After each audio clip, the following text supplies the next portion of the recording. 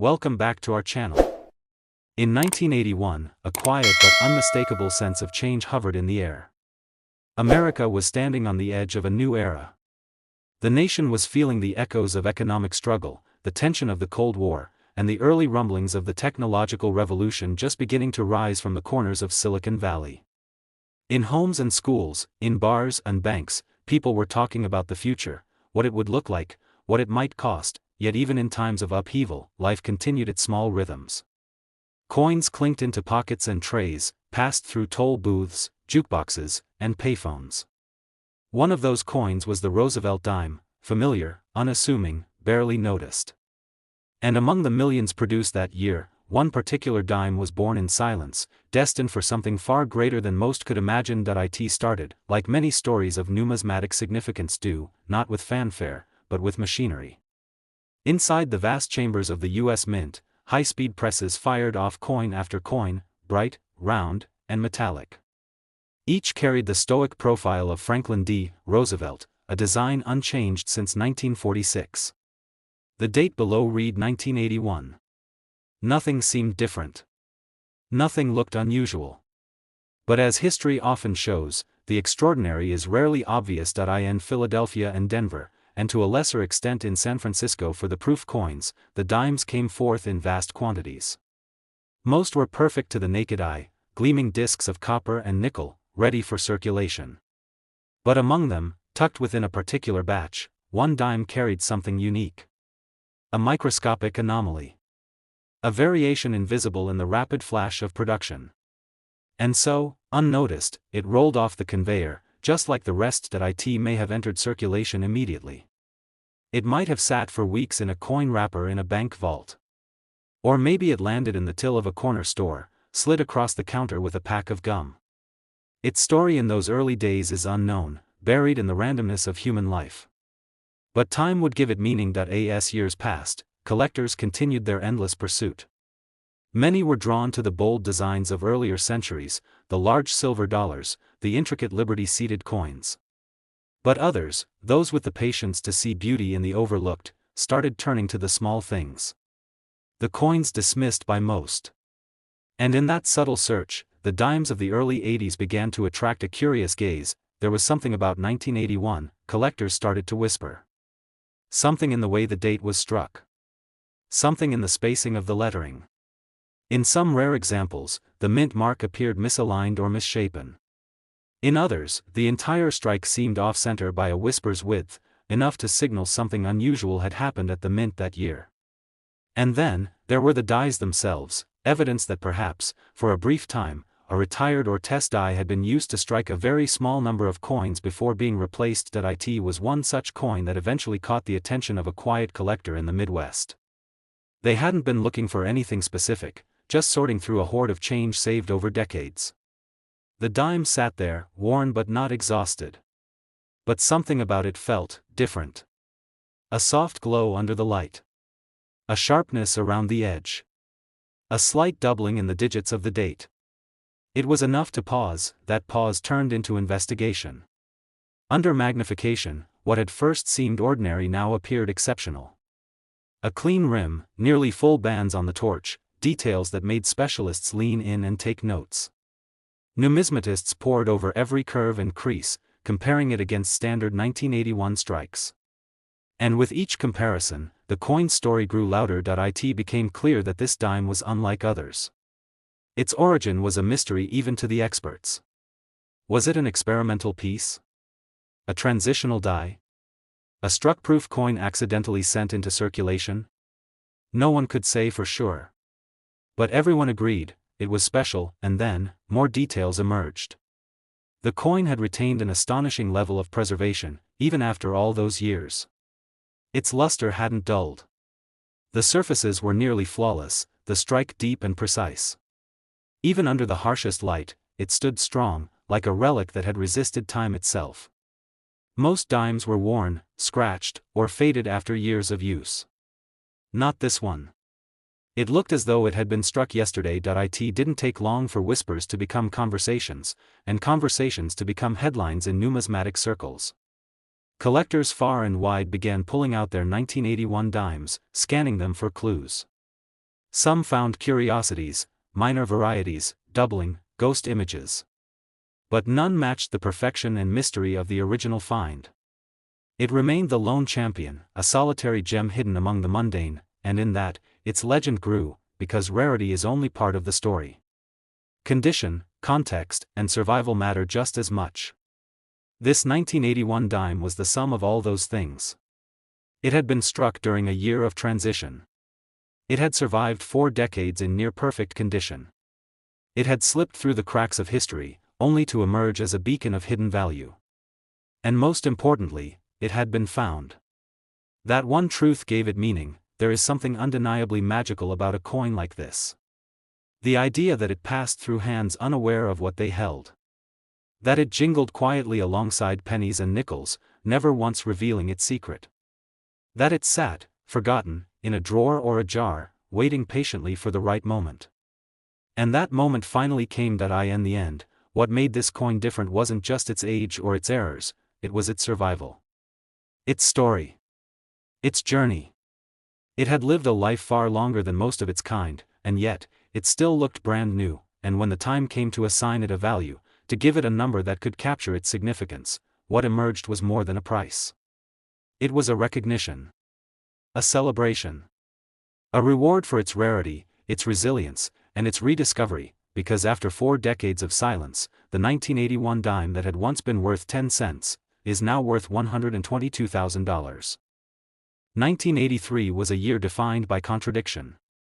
On the one hand, technology surged forward, compact discs were hitting shelves, the first mobile phones were beginning to make their clunky debut, and in homes across America, personal computers hummed quietly, slowly changing everything. On the other hand, there was uncertainty. Cold War tensions still loomed, unemployment was a constant shadow, and inflation had worn out the patience of millions.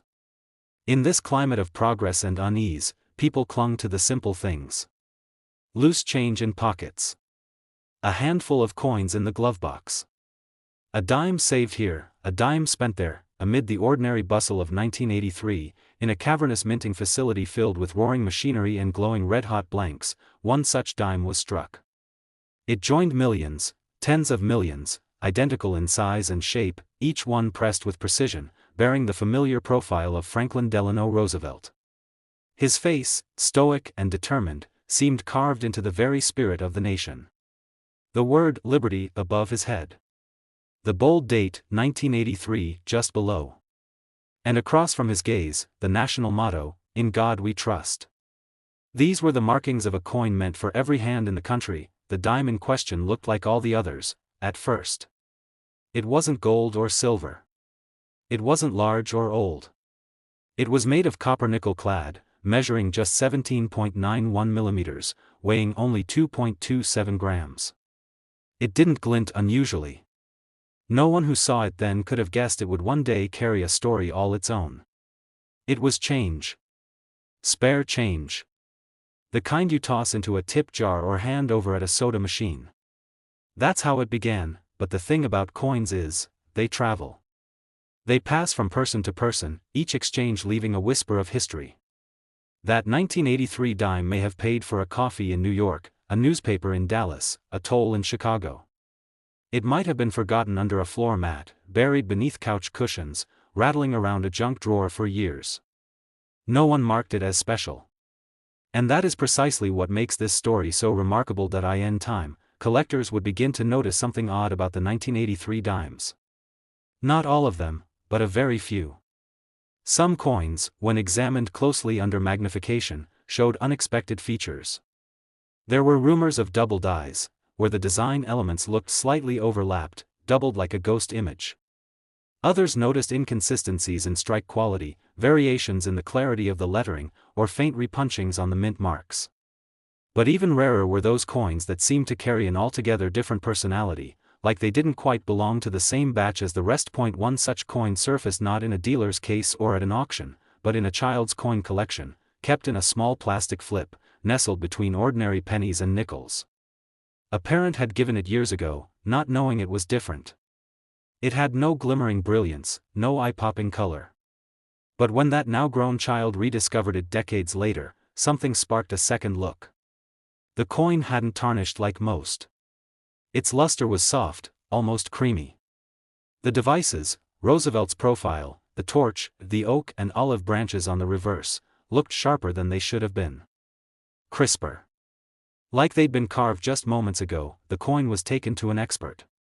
Not just a casual coin fan, but a numismatist who had spent decades dissecting dimes, cents, and quarters for secrets. With a loupe and lamp, every detail of the 1983 dime was scrutinized. And what emerged was a quiet astonishment. This was no ordinary coin. The strike was abnormally strong for the year. The rims were unusually full. And the reverse? It displayed nearly perfect bands on the torch, a feature prized by collectors. Full bands, they're called. They indicated a particularly clean strike, often from fresh dies and ideal conditions. Rare in circulated dimes. Even rarer in 1983. But there was more. Upon closer analysis, it appeared that this dime may have been the product of a transitional strike. While 1983 dimes were not supposed to have any metallic surprises, speculation began to rise that a small number may have been struck on leftover or experimental planchets. While the evidence was circumstantial, it fueled the mystery, and if that weren't enough, the coin's condition was stunning. Despite its age, despite decades of handling, it retained its beauty. There were no harsh scratches, no corrosion, no telltale signs of abuse. It had lived a quiet life of circulation, yes, but somehow, it had emerged with the resilience of a proof. Like fate had carried it gently through time, news of the discovery spread quietly through collecting circles. Not the kind of headline that makes the evening news, but the kind that sparks curiosity in dusty coin shops and numismatic newsletters. Collectors began digging out their old dimes, peering closely at their 1983s, hoping to spot similar anomalies. Some found minor curiosities, light doubling, off-center strikes. But none quite matched the quality and intrigue of the one found in that child's forgotten collection. Years passed, and the coin remained in careful hands. Stored safely, analyzed, admired. It came to represent something more than a rare variety. It became a symbol of what could be hiding in plain sight. That among the coins we barely glance at, coins that buy nothing more than 10 seconds on a parking meter, there can be treasures. Time capsules.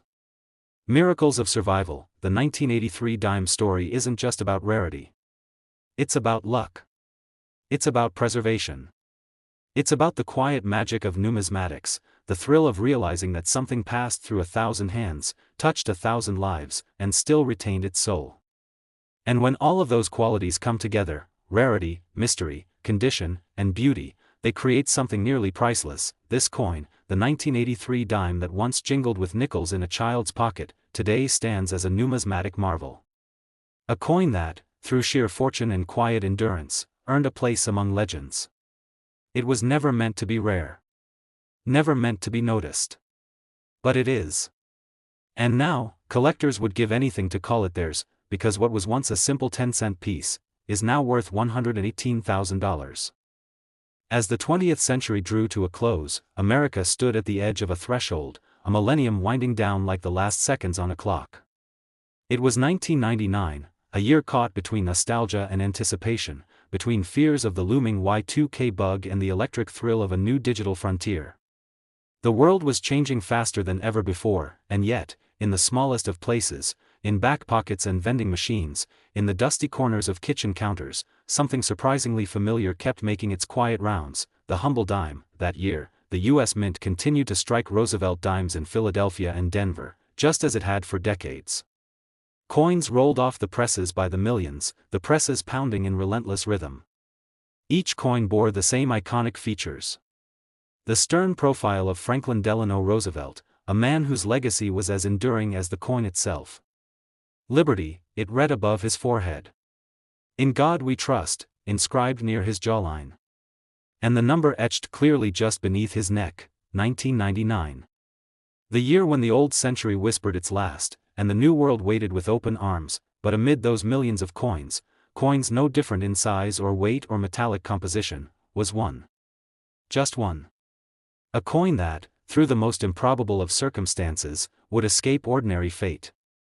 A dime that would come to defy every expectation and emerge from obscurity not as pocket change, but as a beacon in the world of numismatics. Its journey began like so many others, struck in an instant under the immense pressure of coining dies, then ejected onto a conveyor belt, cooled, counted, bagged. Perhaps it was struck in Philadelphia, where the clatter of metal echoed through the halls of the mint, or maybe it came from Denver, forged in the thinner, drier air of the Rockies. Either way, it began like any other, tossed into the wild current of commerce, destined to vanish into circulation, but this dime didn't vanish. Somehow, it survived. Somehow, it avoided the slow erosion of time, the scratches of pockets, the abrasion of vending machines, the grime of decades. It survived being lost. It survived being forgotten. And eventually, it found its way into careful hands, hands that knew how to look deeper. At first glance, it looked ordinary. That's the trick with coins like this. Rarity wears no crown. Value often hides behind the mundane. The coin was clean, unusually clean. Its surfaces shimmered with a kind of subdued luster, as though it had just been struck. The details on Roosevelt's face were razor-sharp, his hairlines untouched, his expression unmarred by wear. The rims were full and bold, the field smooth and reflective, catching light like a mirror on water. The reverse side bore the standard imagery, the torch in the center, the olive branch to the left, the oak to the right, symbols of liberty, peace, and strength. But the torch, in this case, held a secret. The horizontal bands across its body, normally worn or barely visible, were perfectly defined. Full bands, collectors would later call them. An elusive feature, usually reserved for the finest strikes. It was as if the coin had frozen in time. The story became even more interesting when the minting experts got involved. Under magnification, under light, under scrutiny, this dime revealed peculiar traits. Subtle doubling on the lettering. A faint anomaly on the mint mark placement. The alignment between the obverse and reverse was near perfect. The planchet it was struck on. It appeared flawless, no discoloration, no pits, no sign of impurities. And yet, there were whispers of an unusual alloy, an almost imperceptible variation in tone that suggested something was different. Perhaps a transitional metal. Perhaps a test strike. Perhaps a freak accident, but what mattered wasn't just what the coin was. It was what it had survived. 2 decades of circulation had passed. 2 decades of being lost, found, used, spent, saved. And through all that, it had retained its dignity, its form, its shine. Every detail still whispered the year, 1999. A coin that should have faded into history. A coin that refused to disappear. The hands that found it, an amateur collector at first, someone who simply loved old coins, knew instinctively that there was something to this dime. It wasn't just sentiment. It wasn't just curiosity. It was the unmistakable sense that this coin held a secret. And so, it was kept safe. Hidden from light. Protected from the elements. Years passed, and the coin changed hands again, this time to someone who understood the rarity for what it was. There was never a headline. No spotlight. Just quiet appreciation. The kind of reverence that true collectors have for pieces of history that, through nothing more than luck and time, managed to endure, because this wasn't just a 1999 dime. This was a miracle of preservation. A once-in-a-generation survivor. The kind of coin that makes collectors stop in their tracks. That makes hearts race when it's turned slowly under a light. That makes you wonder how something so small could hold so much mystery, so much meaning, and so it sat, sealed in a case, surrounded by soft velvet, lit only by the occasional curious glance. It wasn't made of gold or silver. It didn't come from an ancient mint. But it had become something rarer still. A coin forged by ordinary hands, in an extraordinary moment. A coin that captured the final breath of a century, and held it. Today, this dime is recognized by the numismatic world as one of the finest examples from 1999 ever known. Its condition is pristine. Its features are exceptional. And its story, one of survival, of subtle beauty, of impossible odds, has elevated it from a mere coin to a priceless artifact, and what was once just 10 cents, is now worth $108,000. In the early days of 2002, the United States found itself in a complex place. The world had changed irreversibly just months earlier, and now, a new year had dawned, heavy with reflection and resolve. As cities bustled and flags fluttered from suburban porches to downtown skyscrapers, a quiet rhythm continued unnoticed by most, the hum of presses deep inside the United States Mint. The coins of that year were not born of ceremony. They were forged from necessity, duty, and a quiet consistency that has long defined American currency. Among the coins created that year was one of the smallest in stature but one of the most symbolic, the dime. Roosevelt's profile still faced left, steady and serene, the legacy of a leader who had guided a nation through war and strife.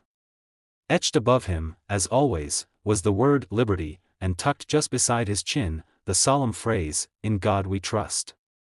Below, the date, 2002. Simple, clean, timeless. To most, it was just another coin. 10 cents. Light as a feather, thinner than a pencil's width, and smaller than a bottle cap. But this one, this single dime, was destined for more. Not because of anything flashy, not because it gleamed brighter than others or shouted for attention. But because it would survive, intact and unblemished, and would quietly ascend to become something truly rare. It might have been struck at the Philadelphia Mint, where the scent of metal clung to the air and the steel machinery roared day and night. Or maybe it came from Denver, where the coin presses sat under dry, echoing ceilings. Wherever it was born, its moment under the coining dies lasted less than a heartbeat. A sheet of clad metal, layered with copper and nickel, slid into place. The dies slammed together with immense force, tens of tons of pressure compressing design into blank metal with precision so fine it bordered on miraculous. Most coins bore slight flaws. Tiny weaknesses. Hairlines slightly blurred, edges just soft enough to lose their bite. But this one, this coin, was different. Struck with impeccable alignment and pressure, it emerged from the press a flawless marvel. Roosevelt's hair, every strand defined. His eye, sharp and forward-looking. The edge, full and reeded like it had been carved by the stroke of a master, and then the reverse, so often overlooked, stood just as proudly. The torch rose in the center, clean and tall, flanked by olive and oak branches. Strength. Peace. Liberty. The fine bands around the torch's shaft were all present, bold, defined, unbroken. A numismatist's dream, full bands. The hallmark of a powerful strike, and a detail that few coins wore with such clarity. But it wasn't just the detail. It was the journey that followed. This dime somehow avoided the fate of its siblings. While others were spent at gas stations, dropped in car cup holders, or lost between couch cushions, this one was spared. Perhaps it was noticed early, plucked from a fresh roll by a collector with a sharp eye. Or perhaps fate played its part, protecting it from damage in a drawer, a jar, or a desk tray long forgotten. The truth has been lost to time. But what remains is a coin that should have been forgotten, and wasn't. Over the years, hands passed it from palm to velvet, from envelope to slab. A coin that had no pedigree, no announcement, yet quietly became legend. The more closely it was examined, the more remarkable it became. The fields, those flat spaces around the design, shimmered with mirrored smoothness. The edges, untouched. The luster, alive with the same energy it had the day it left the press. Collectors who viewed it were stunned. How had it survived 2 decades without the slightest nick, the tiniest abrasion? How could it be so unassumingly perfect? The answer wasn't in the material. It wasn't in the mint. It was in its rarity, the intersection of craftsmanship, timing, and pure, unexplained fortune. That intersection is where the true legends are born. But perhaps the most astonishing thing about this dime wasn't just its condition. It was what it represented. A whisper of the past, preserved in metal. A coin from a year many remembered for its uncertainties and transitions. A year that looked forward, while still healing. A year when small things mattered deeply, when the world paused long enough to reconsider the details, and in that context, this coin becomes more than metal. It becomes a story. A frozen moment. A reminder that sometimes, in the smallest of objects, the greatest journeys are hidden. For those who understand the language of coins, for those who feel the history pressed into every ridge and groove, this 2002 dime speaks volumes. It tells a story not just of minting, but of endurance. Of quiet elegance. Of a legacy that lives in your palm, and today, that single, seemingly ordinary coin, is worth $102,000. The year 2021 arrived like a quiet breath after a storm. The world, having endured the turbulence of the prior year, was slowly gathering itself, wiser, warier, and perhaps a bit more grateful for the familiar. In homes across America, life resumed in measured steps, schools reopened with caution, businesses reawakened with plexiglass and patience, and people embraced the comfort of daily routines that once seemed mundane. It was within this subtle return to normalcy that the minting presses of the United States clattered back to rhythm, creating coins that carried not just metal, but meaning. Among them, the Roosevelt dime once again took form, its profile etched in steel and history alike. Though decades had passed since Franklin Delano Roosevelt's legacy was first immortalized in the 10-cent piece, the coin retained every detail of the original design, untouched by time. The left-facing profile was stern yet compassionate, a leader carved in resilience. His face bore the quiet wisdom of the past, and just beneath his jawline, the words, "In God We Trust," whispered their timeless promise. Above, the bold letters of "Liberty" reminded all who touched the coin of the enduring values that shaped a nation. And below it all, simply, 2021. A modern coin, born into a world of QR codes, virtual payments, and digital wallets. Yet it held the same weight, both literally and figuratively, as its ancestors. For most, the dime was just that, spare change. A small, nearly forgotten token of the past. But not this one. This particular coin, struck in the crisp glow of precision minting, would soon become one of the most extraordinary survivors of its kind. Perhaps it emerged from the Philadelphia Mint, where modern technology and age-old craftsmanship converge beneath cavernous ceilings. Or perhaps it rolled off the lines at the Denver Mint, where the mountains themselves seem to guard the sanctity of American coinage. Wherever it was born, the coin's creation began like any other, a blank planchet placed with mechanical accuracy, a pair of dies slamming shut in a choreography of pressure and purpose. What resulted, however, was anything but ordinary. It was a strike of precision so fine, so sharp, it made numismatists blink. The fields, those mirrored expanses around Roosevelt's portrait, gleamed like liquid silver. The relief, the raised areas, were defined down to the micro-details. You could trace every lock of hair, every line in the face. His expression, frozen in that instant, seemed almost contemplative, aware, even, of the rarity of his likeness done so flawlessly. And then, as always, the story turned to the reverse. The torch stood centered, proud and unwavering. Its flame, dancing in intricate curves, was surrounded by olive and oak branches, symbolizing peace and strength in elegant balance. The inscription, "United States of America," crowned the edge, with "one dime" confidently resting below.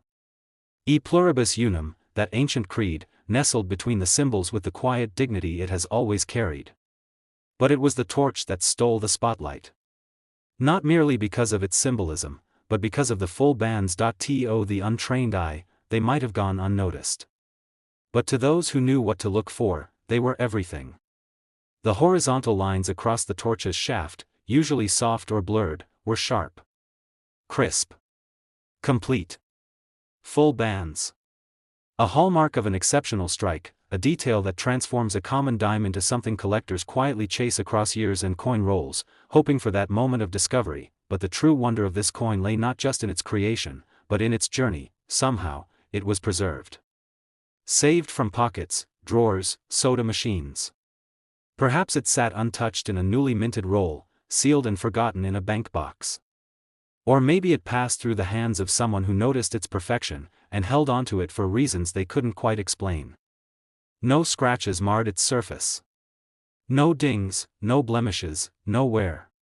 It stood, decades ahead of its time, as a preserved memory of minting excellence. Collectors who found it didn't just see a dime. They saw art. History. A whisper of a year when the world began to breathe again. A coin that had survived the chaos of circulation to become something rarer than gold. It wasn't the metal that made it valuable, it was the impossible convergence of timing, precision, and luck. Those who examined it were silent at first, their eyes running across its design again and again, checking, rechecking. Full luster. Razor-sharp details. Full bands. Near-perfect surfaces. As if the coin had never left the mint. As if it had simply waited, quietly, patiently, for the right hands to find it. It is the kind of coin that doesn't announce itself loudly. It doesn't glitter with jewels or boast rare metals. Its value is quieter, deeper.